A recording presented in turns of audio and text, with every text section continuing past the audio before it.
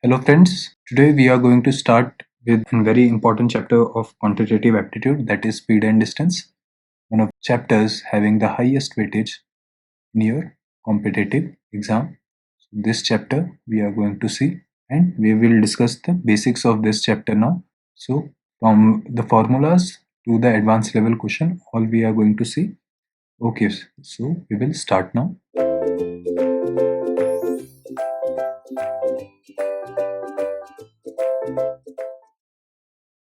Okay, now you can see the question. This is a type 2 type of question that I am going to tell you.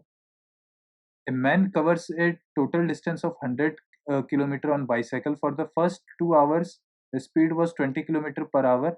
And for the rest of the journey, it come down to 10 kilometer per hour. Right? The average speed will be. Now the distance he have to cover 100 kilometer. For first 2 hours, what is his speed? 10 kilometer per hour, and for the rest of the journey, his speed is 10 kilometer per hour. So you know that 2 hour he is traveling. At what speed he is traveling? 20 kilometer per hour. It means he traveled 40 kilometer with this speed, right? And for next speed, that is, he is traveling at 6 kilometer 10 kilometer per hour. How much distance he have to cover? 100 kilometer. 40 kilometer he had already covered. So 10 kilometer he is traveling per hour. So how many hours he required to cover those remaining distance? That is 60 kilometer. 10 kilometer he is covering, that means 60 kilometer is remaining, right? So here he is taking 6 hours, here he is taking 2 hours. The total number of hours he is taking to complete those 100 kilometers is 8 hours, right? So what is your formula? Speed equal to distance upon time.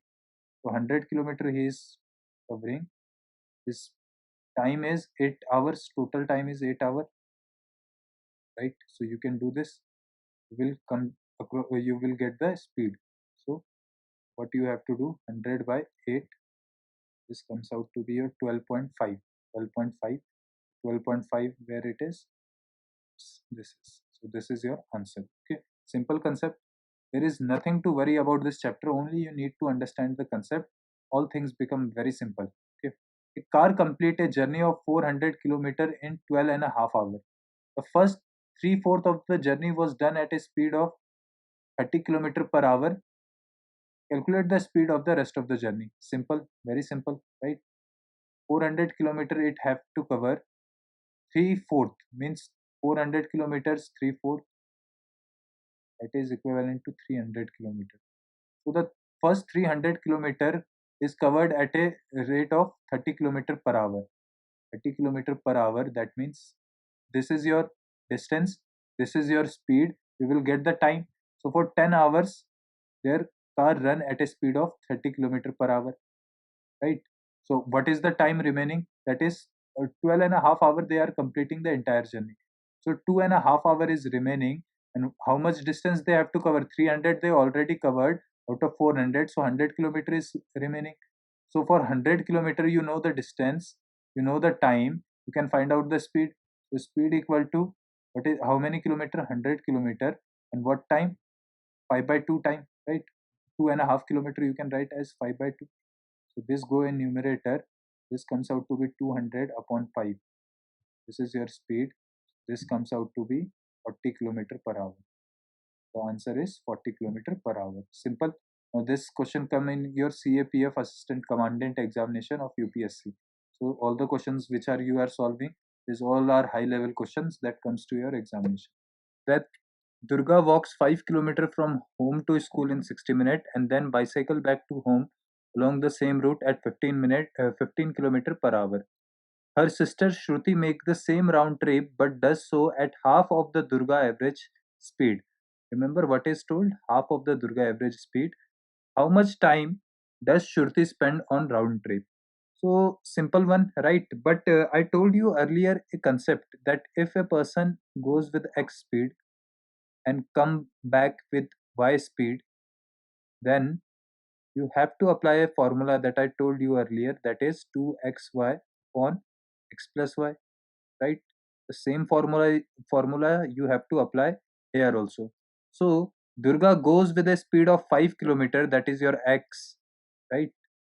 and come back with a speed of 15 kilometer per hour, that is y. So you can apply this. So 2 into average speed of Durga, 2 into x, that is 5, y is 15, y is your 15 upon addition of both x and y, that comes out to be 20. This comes out to be 10 into 15, that is 150 upon 20. This something, it comes out to be 7.5 kilometer per hour. This is average speed of Durga.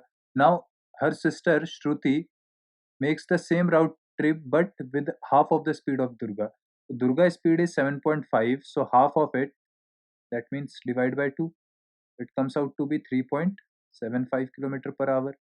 Now the same distance Shruti also have to cover, which Durga earlier covered. So she go to school which is 5 kilometer away from her home, and come back from school to home which is again 5 kilometers. So the total distance Durga covered is 10 kilometer. Similar distance Shruti is also going to cover. Now they asked you time.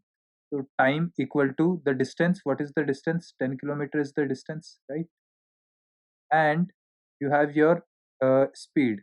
What is the speed? That is 3.75 kilometer per hour, right? So you know the formula, that is speed equal to distance upon time.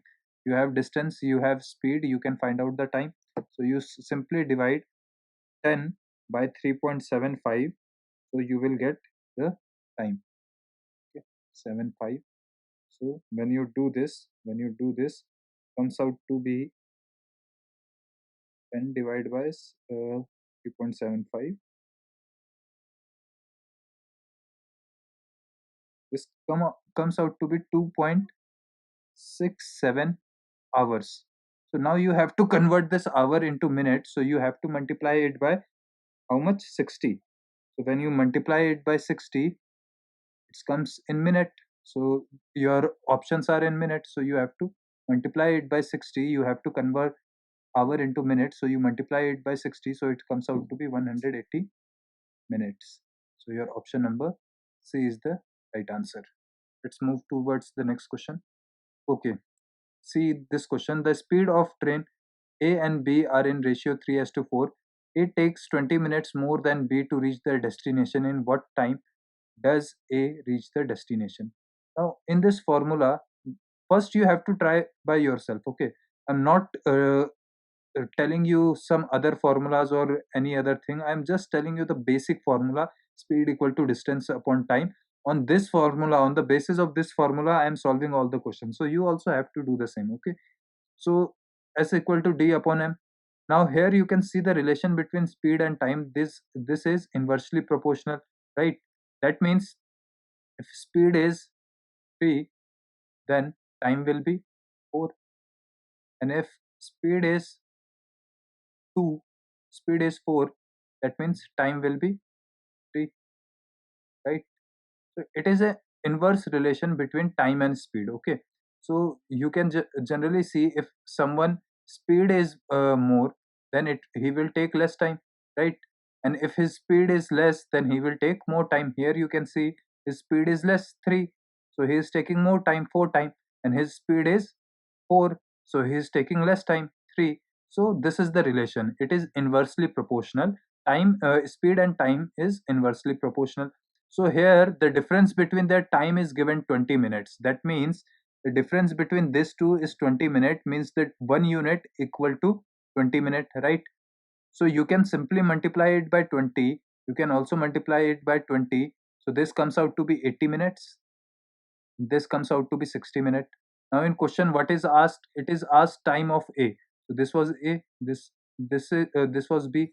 So 80 minutes is the time of A. So you have to answer 80 minutes, right? 80 minutes is there. So 80 minutes you have to convert it in hours. So what is 80 minutes? It's generally, that means 1 plus 1 by 3.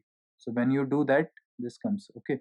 So basically, if 20 minutes are extra, so 20 divided by 60, what that comes out? 1 by 3, right? You can simply do that.